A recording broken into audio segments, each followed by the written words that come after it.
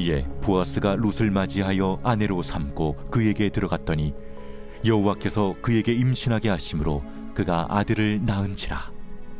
여인들이 나오미에게 이르되 찬송할지로다. 여호와께서 오늘 내게 기업 물을 자가 없게 하지 아니하셨도다. 이 아이의 이름이 이스라엘 중에 유명하게 되기를 원하노라. 이는 내 생명의 회복자이며 내 노년의 봉양자라. 곧 너를 사랑하며 일곱 아들보다 귀한 내 며느리가 낳은 자로다 하니라. 나오미가 아기를 받아 품에 품고 그의 양육자가 되니 그의 이웃 여인들이 그에게 이름을 지어주되 나오미에게 아들이 태어났다 하여 그의 이름을 오벳이라 하였는데 그는 다윗의 아버지인 이새의 아버지였더라. 베레스의 계보는 이러하니라. 베레스는 헤스론을 낳고 헤스론은 람을 낳았고 람은 암미나답을 낳았고 암미나답은 나손을 낳았고 나손은 살몬을 낳았고 살몬은 보아스를 낳았고 보아스는 오벳을 낳았고 오벳은 이새를 낳고 이새는 다윗을 낳았더라.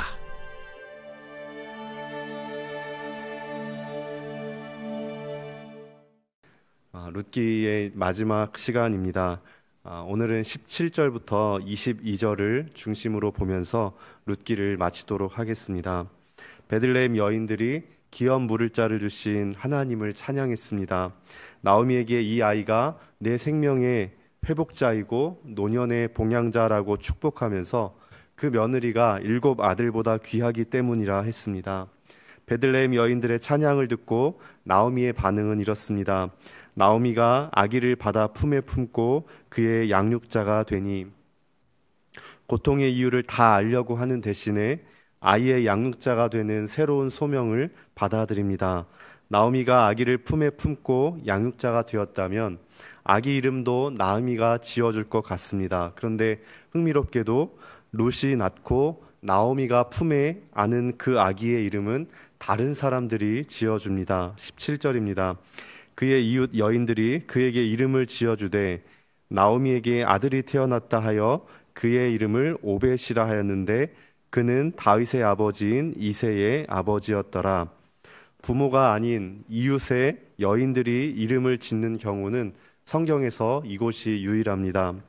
룻기 1장에서 모압에서 돌아온 나오미에게 이가 나오미가 아니냐 하면서 놀랐던 그 베들레헴 여인들입니다.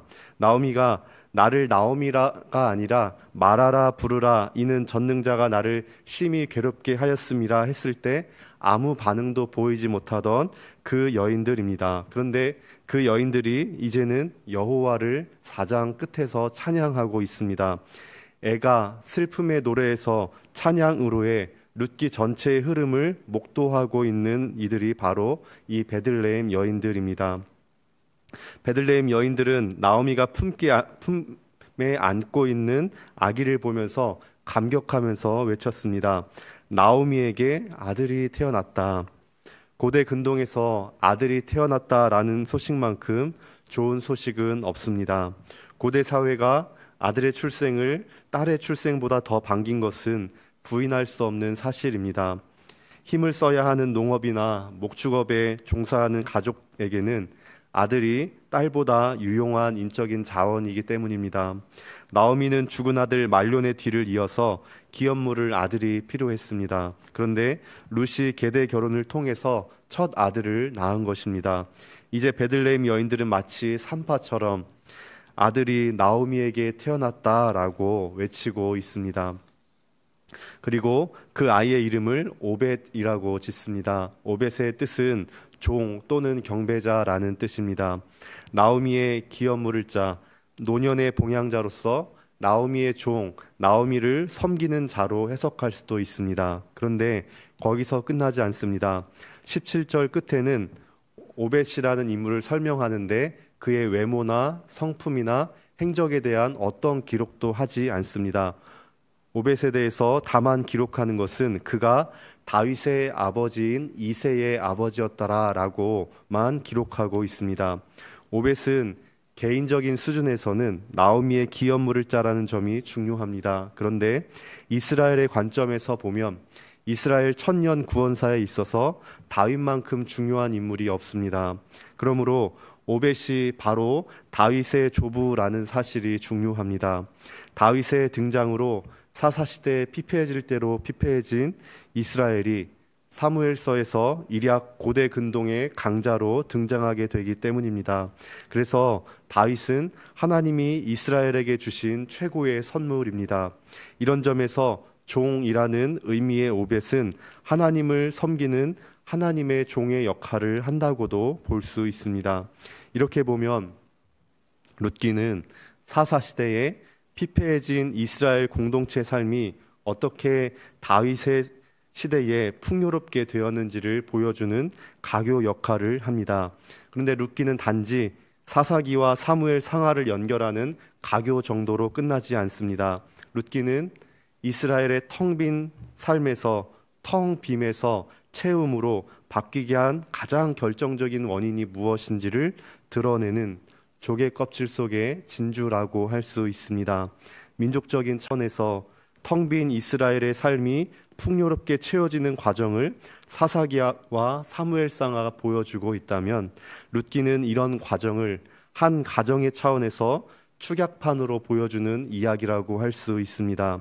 사사기와 사무엘상하가 하나님께서 하나님 백성들을 다루시는 모습을 보여주는 대우주라면 룻기는 소우주라고 할 수 있습니다. 룻기는 유대 전승에 의하면 추수를 기뻐하는 77절에 읽는 성경입니다. 추수밭에서 남자들이 베어놓은 이삭들을 여인들이 가슴에 안아 묶는 모습을 상상해 보시기 바랍니다. 추수밭에서 이삭을 거두는 모습은 여호와의 날개 아래에 보호를 받으러 온 모압 여인 룻을 여호와께서 거두어 드리는 모습을 보여줍니다. 그래서 유대인들은 룻기를 77절에 읽었습니다. 베들레헴 공동체를 통해서 나오미와 룻과 같은 이 과부들의 필요를 채우시는 하나님의 이 사랑, 이 인애는 더 큰 추수가 있을 것임을 보여주는 첫 열매입니다. 사사시대에 피폐해진 이스라엘을 위해서 다윗 왕을 솔로몬으로 주실 것을 보여주는 더 큰 추수의 예조가 됩니다. 그뿐만이 아닙니다. 결국은 다윗의 자손 예수 그리스도를 우리에게 선물로 주실 여호와의 헤세드, 여호와의 인애, 사랑이 무엇인지를 미리 보여주는 구속사의 찬란한 예조가 됩니다. 그런데 하나님께서는 이런 구속사의 위대한 일들을 위해서 항상 왕들과 귀족과 같은 인물들만 사용하시는 것이 아닙니다. 룻과 나오미 같은 과부나 또 보아스 같은 평범한 백성들의 인애를 통해서 그 일을 이루어 가십니다. 오늘도 마찬가지입니다. 죽으시고 부활하셔서 하나님 오른편에 앉아 계시는 예수 그리스도께서는 저와 성도님들 같은 평범한 제자들을 통해서 하나님 나라의 일을 이루어 가시는 것을 믿습니다. 룻기의 마지막 18절부터 22절에는 특이하게도 족보가 나옵니다. 18절의 족보의 타이틀을 주목해 보겠습니다. 베레스의 계보는 이러하니라 라고 시작합니다. 구약에는 족보가 많이 나옵니다. 그런데 여기서 계보라고 번역된 톨레돗은 모세오경과 룻기와 역대기에만 나오는 단어입니다. 이 톨레돗이라고 번역되는 계보의 특징이 있습니다. 10세대를 다룹니다. 예를 들면 창세기 5장의 족보는 아담에서 노아까지 10세대를 다룹니다. 또 창세기 11장은 셈부터 아브라함까지 10세대를 다룹니다. 또한 베레스의 족보도 10명의 인물을 다루고 있습니다. 톨레돗의 또 다른 특징이 있습니다. 7번째와 10번째 인물이 중요합니다. 예를 들면 창세기 5장의 아담의 족보에서는 7번째 인물이 하나님과 동행한 에녹입니다. 10번째 인물은 노아입니다. 본문의 베레스의 족보에서도 7번째는 보아스, 10번째는 다윗이 나옵니다. 이 톨레돗은 모세오경에 29번, 룻기 여기에 1번, 역대기에 9번 나옵니다. 결국 룻기에 나오는 족보는 창조부터 이스라엘의 출애굽의 역사를 거쳐서 포로 후 공동체로 이어지는 거대한 구속사의 중요한 전환점이 됩니다. 즉 룻기의 족보는 다윗을 아담으로부터 시작되는 거대한 구속사의 정점으로 묘사하고 있습니다. 족보에 등장하는 이름들은 하나님의 축복을 받은 씨가 됩니다. 룻기의 마지막 절이자 족보의 끝인 22절을 보겠습니다. 오벳은 이새를 낳고 이새는 다윗을 낳았더라. 룻기의 마지막 단어는 다윗이라는 점을 주목해 볼 필요가 있습니다. 다윗은 이스라엘 역사상 최고의 왕입니다. 다윗의 후손에서 메시아를 기다릴 만큼 다윗은 이스라엘 구속사의 챔피언입니다. 그런데 흥미롭게도 룻기는 엘리멜렉이라는 이름으로 1장에 시작하여서 다윗이라는 이름으로 끝이 납니다. 그 엘리멜렉이라는 사람의 이름의 뜻은 나의 하나님은 왕이시다라는 뜻입니다. 그렇다면 룻기는 왕이신 나의 하나님이 끝내는 피폐해진 사사시대의 텅 빈 이스라엘을 긍휼히 여기시고 다윗 왕을 선물로 주심으로 풍요롭게 채우시는 해피엔딩의 구속사인 것입니다. 이렇게 보면 이스라엘의 진정한 왕은 한 분이신 여호와이십니다. 이렇게 룻기는 다윗의 족보를 마지막에 두면서 단순히 베들레헴이라는 마을의 한 가정에서 일어난 두 여인의 삶의 이야기 정도가 아닌 것을 보여줍니다. 다윗 왕조로 이어지는 국가적 차원의 스토리, 더 나아가서 하나님의 세계사 차원의 대하 구속사 드라마인 것을 보여줍니다. 훗날 마태복음 기자는 다윗 왕조의 계보를 기술하면서 다윗 왕조를 세우는 데 기여했던 이방 여인 4명의 인물을 기록하고 있습니다. 다말과 라합과 룻과 우리아의 아내입니다. 룻은 이방인이고 이스라엘인이고가 구원의 근거가 아니라고 보여줍니다.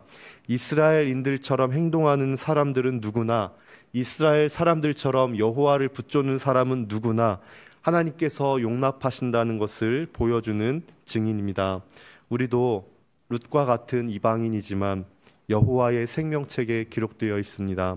기근과 불임으로 텅 빈 우리의 삶을 채우시는 분의 은혜의 덕분입니다. 부요하지만 우리를 위해서 가난하게 되셔서 십자가에서 피를 쏟으신 그분 예수 그리스도, 다윗의 자손인 예수님이십니다.